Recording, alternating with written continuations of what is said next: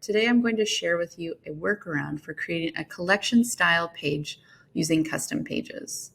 Collection pages on Format are pages of image links that go to your different internal site pages. Essentially, it's an image navigation for your site. Format has a wide variety of different collection page stylings on our various theme templates, along with tons of customization options for these collection pages.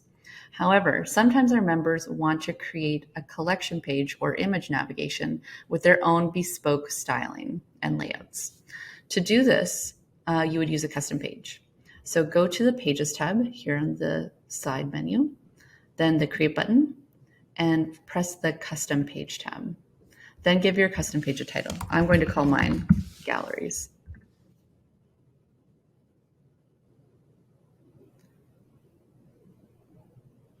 When you open your custom page, you'll see the option to start from scratch, which would allow you to use content blocks to build your own page layout, or use a custom page template. Templates are preset page stylings, which you can then edit by adding and removing sections to create your own layout. I'm going to start from scratch. You'll see this option for different sections appear: text, images, media, forms, and dividers. I'm going to select images because I'm trying to create an image navigation. Most images on custom pages can be linked. There's images only, slideshows, which will allow you for a different style of navigation. But I really like using these images in text so that I can have headings along with my different image links.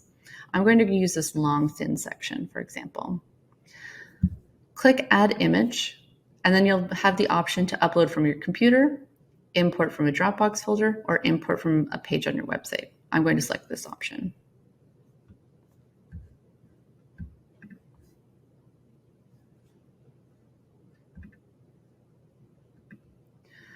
The image frame that you select on a custom page will set the width of your image, and then you can play with the styling and layout from there. You'll see this dialog box appear over the image with this drop-down menu, so you can set the style of the image. You can set it to the original aspect ratio of the image, play with shapes like round, square, portrait, or landscape, or even panorama.